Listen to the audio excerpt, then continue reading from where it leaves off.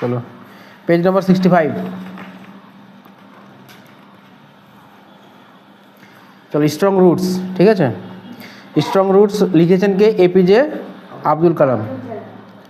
আমি যেগুলো যেগুলো বলবো সেগুলো তোমরা ইয়ে করবে, লিখে নিবে, ঠিক আছে। যেমন আচ্ছা, এপিজে আব্দুল কালাম কে ছিলেন? এপিজে আব্দুল কালাম কে ছিলেন? কে ছিলেন আমাদের দেশে? তিনি কি মানে কি ছিলেন আমাদের দেশের? তিনি কে ছিলেন? হ্যাঁ, স্বাধীনতা সংগ্রামী না, তিনি কি ছিলেন? রাষ্ট্রপতি ছিলেন, মনে আছে তোমাদের? এপিজে আব্দুল কালাম কিন্তু রাষ্ট্রপতি ছিলেন আমাদের, ঠিক আছে। তিনি 2002 থেকে 2007 পর্যন্ত তিনি আমাদের দেশে রাষ্ট্রপতি ছিলেন, এপিজে আব্দুল কালাম। আচ্ছা, তার লেখা একটা গ্রন্থের নাম কি আছে জানা আছে? সেটা হচ্ছে wings of fire. Wings of fire, ওটা হ্যাঁ, উইংস অফ ফায়ার। যদি লেখা না থাকে তো লিখে নাও পেন্সিল দিয়ে ওটা, উইংস অফ ফায়ার, যেটা তিনি লিখেছিলেন 1999 সালে। ব্র্যাকেটে 1999 লিখে নেবে।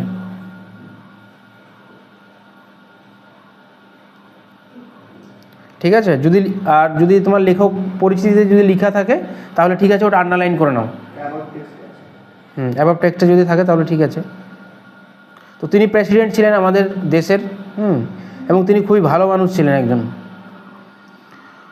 আচ্ছা, তার মতে হচ্ছে কি, যে আমরা যদি সাকসেস পেতে চাই তাহলে আমাদেরকে 4টা জিনিস ফলো করতে হবে, ঠিক আছে। 4টা জিনিস, সেটা কি? একটা হচ্ছে আমাদের প্রথমে অ্যাম্বিশন রাখতে হবে, আমাদের লক্ষ্য রাখতে হবে, যে একটা ভালো লক্ষ্য, তুমি কি হতে চাও তার জন্য একটা লক্ষ্য রাখতে হবে। আরটা কী হতে হবে, যে সেটা সম্পর্কে আমাদেরকে জ্ঞান অর্জন করতে হবে, যে জিনিসটা হতে যাও, ধরো না তুমি টিচার হতে যাও বা ডক্টর হতে যাও, ঠিক আছে, সেটা সম্পর্কে আমাদেরকে জ্ঞান অর্জন করতে হবে। আর কি, হার্ড ওয়ার্ক লাগবে, মানে কঠোর পরিশ্রম সেটার উপরে। সেটা যখন তুমি জেনে গেলে তার উপরে তোমাকে কঠোর পরিশ্রম করতে হবে।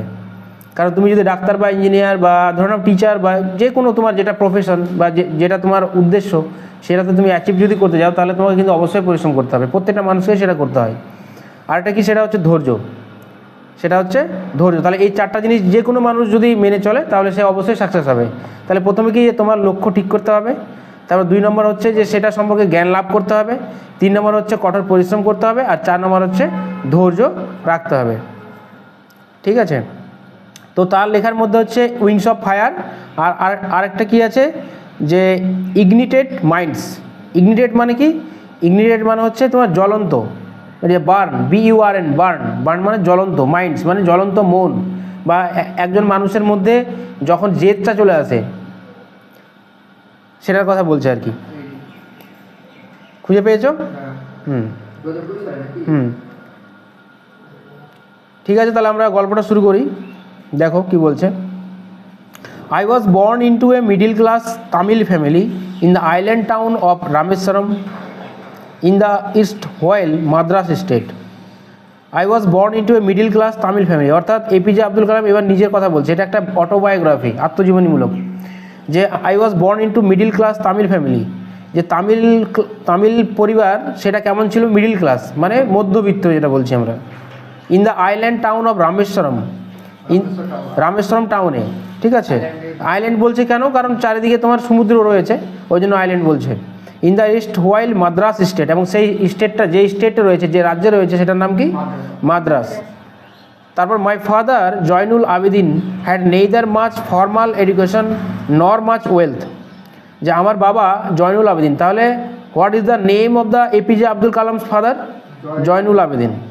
তো জয়নুল আবেদিন তার বাবা ছিলেন, এবং কী বলছে? Had neither much formal education, তার ফর্মাল এডুকেশন ছিল না, মানে স্বাভাবিক যে জ্ঞান বা যে পুঁথিগত যে বিদ্যা সেটা ছিল না।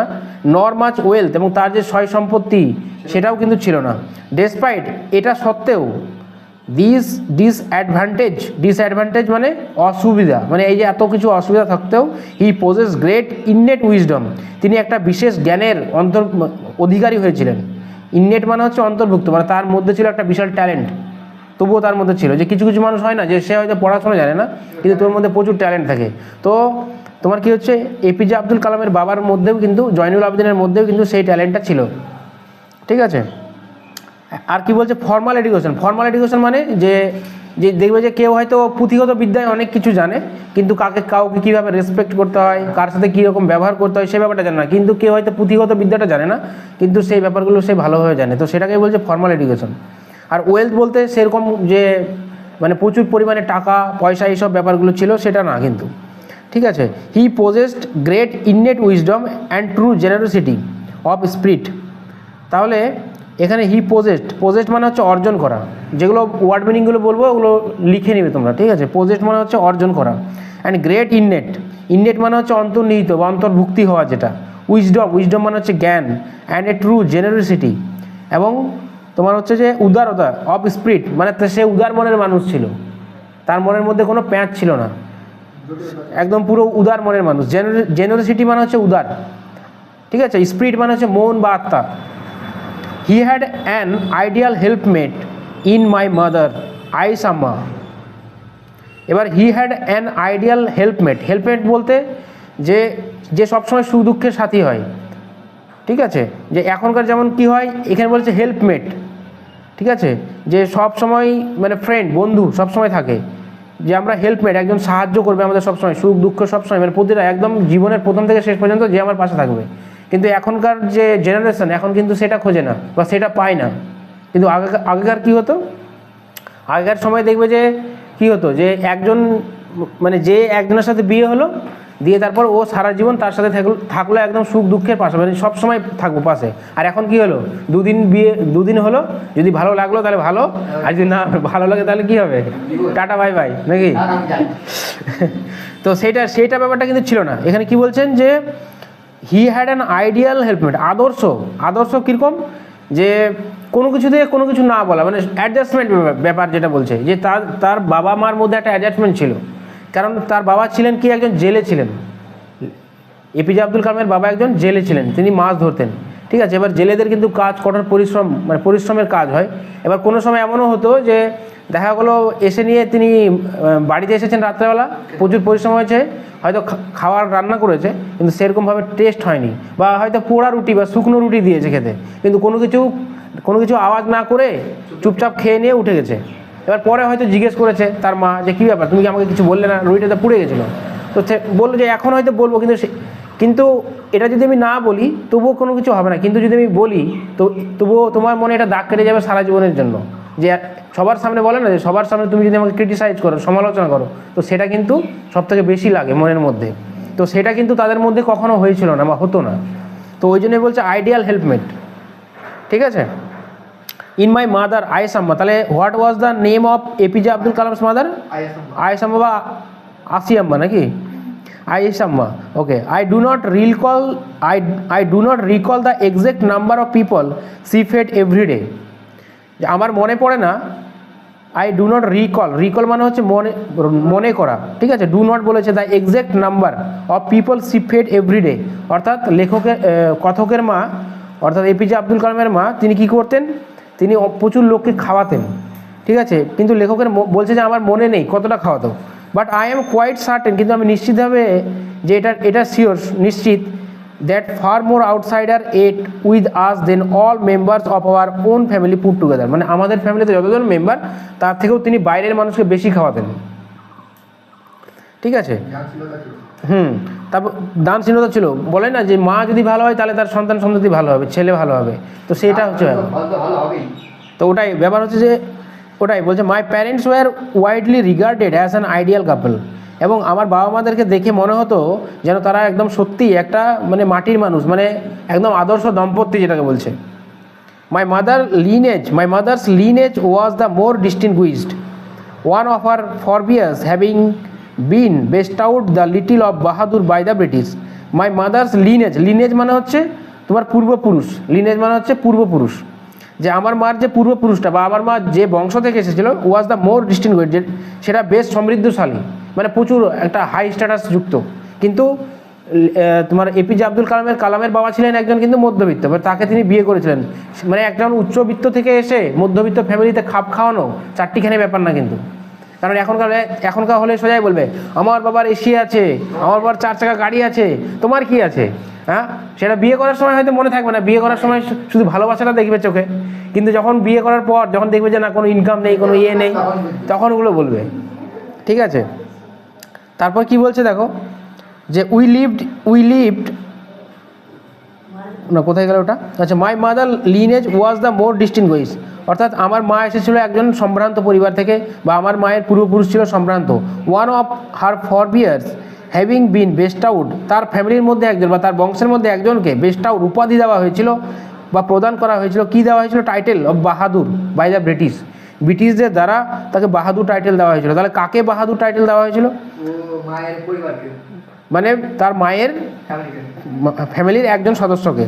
সেটা হচ্ছে মানে যেমন উপাধি যেমন দেওয়া হয় না, যে ধরনের স্মারক সম্মান দেওয়া হয়, যেটা যে একটা উপাধি দেওয়া হলো, একটা মেডেল দেওয়া হলো। হ্যাঁ বুঝলাম না। রাষ্ট্রপতি না, রাষ্ট্রপতি না, হ্যাঁ রাষ্ট্রপতি দেয় উপাধি, এখন রাষ্ট্রপতি দেয়, সেই সময় ব্রিটিশরা ছিল। ঠিক আছে। I was one of many children, মানে আমরা অনেকজন ভাই বোন ছিলাম, বা আমার বাবা মার অনেকগুলো সন্তান সন্ততি ছিল, তাদের মধ্যে আমি একজন ছিলাম। A short boy with rather undistinguished looks, এবং আমার চেহারা কেমন ছিল? খুব একটা ভালো ছিল না, কুৎসিত ছিল চেহারা। ঠিক আছে, মানে হ্যান্ডসাম ছিলাম না আমি। ঠিক আছে। আর কি বলছে? এ শর্ট বয় মানে বেটে ঘাটে চেহারা। Born to tall and handsome parents, কিন্তু আমার বাবা মা ছিল লম্বা এবং হ্যান্ডসাম। বলছে যে হ্যান্ডসাম বাবা মায়ের একজন, মানে খুব একটা ভালো মোটামুটি চেহারা, কুৎসিত চেহারার একজন ছেলে।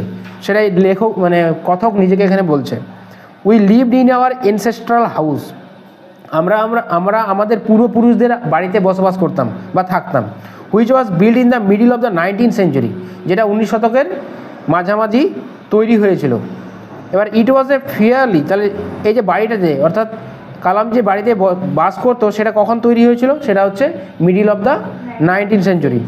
ইট ওয়াজ এ ফেয়ারলি লার্জ পাক্কা হাউস, মানে সেটা ছিল পাকা, মানে যে এই যে ইটের যেটা বলছি আর কি, পাক্কা বাড়ি, আমরা পাকা বাড়ি কাঁচা বাড়ি বলি না, সেটাই বলছি। ইট ওয়াজ ফেয়ারলি লার্জ, এটা বড় ছিল, পাক্কা হাউস পাকা বাড়ি।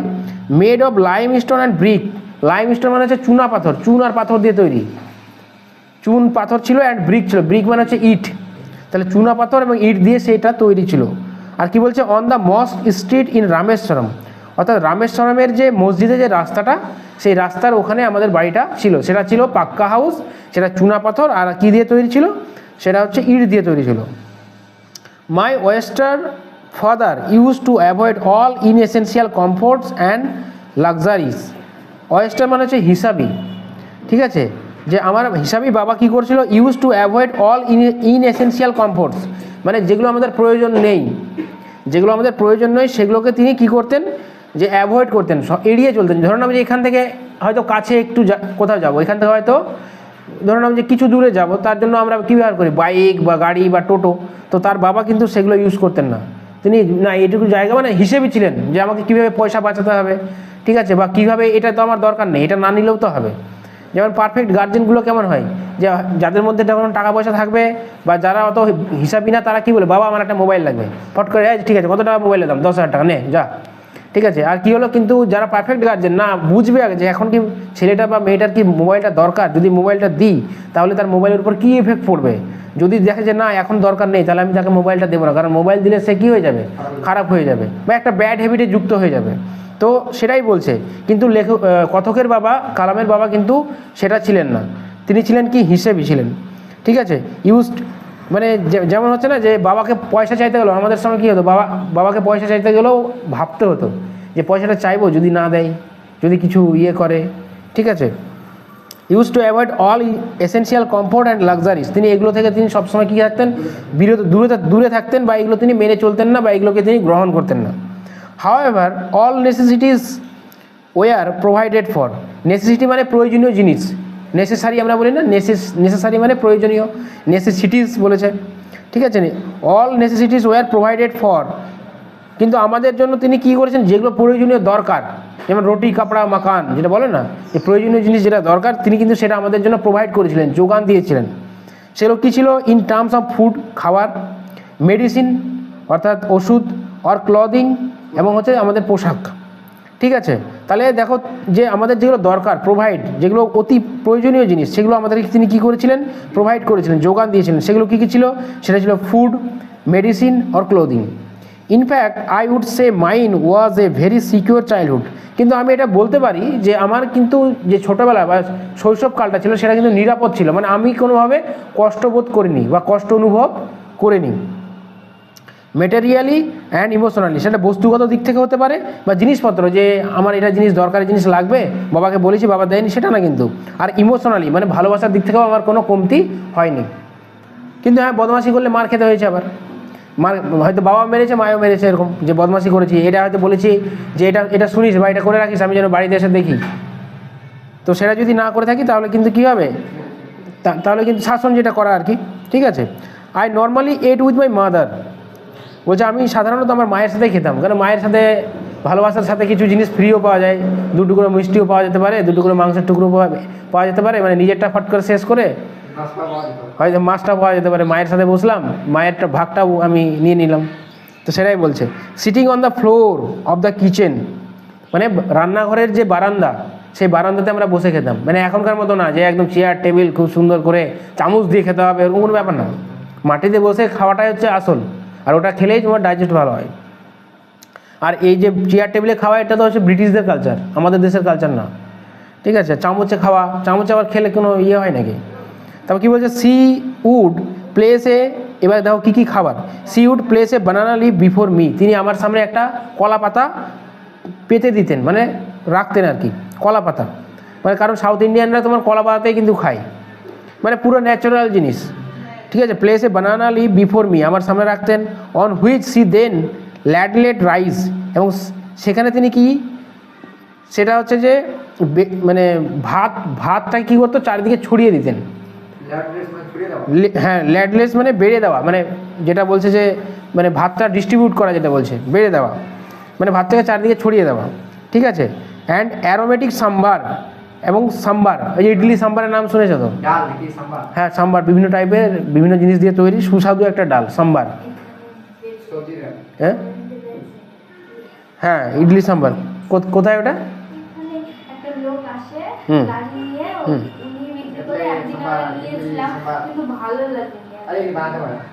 আচ্ছা আচ্ছা, খেয়ে দেখেছো কেমন টেস্ট? হ্যাঁ, আচ্ছা আচ্ছা। তো ওটাই বলছে যে অ্যারোমেটিক সাম্বার, অ্যারোমেটিক মানে সুগন্ধযুক্ত, মানে সুন্দর একটা সেন্ট থাকে, মানে মাংস টাংস যদি রান্না হয় বা কোনো কিছু রান্না হলে যেন বোঝা যায় যে চারিদিকে মানে ঘর যেন গন্ধতে একদম ব করছে একবারে, যে হ্যাঁ আজকে মানিকদের বাড়িতে রান্না হচ্ছে খুব ইয়ে, ঠিক আছে।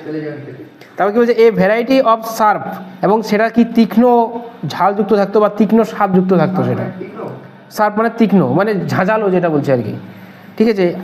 আর কি বলছে, হোমমেড পিকেল, এবং হোমমেড পিকেল মানে হচ্ছে আচার, সেখানে আচারও থাকতো, হোমমেড বাড়ির তৈরি আচার, মানে সাউথ ইন্ডিয়ার একটু টক জাতীয় জিনিসগুলো বেশি খায়। And a dollop of fresh coconut chutney, এবং কী হতো, এক হাতা মানে এক দলা, মানে এক চামচ, এই হাতাগুলো যে হয় ডোলপ মানে হচ্ছে হাতা, এক হাতা কী থাকতো, ফ্রেশ কোকোনাট চাটনি থাকতো, পরিষ্কার একদম কোকোনাট চাটনি দিয়ে সেই খাবারগুলো দেওয়া হতো, ঠিক আছে। তাহলে এইখান থেকে থাক। হ্যাঁ, 3 দিনে শেষ হয়ে যাবে, এটা 3 দিনে শেষ হয়ে যাবে, আমি করে দিচ্ছি।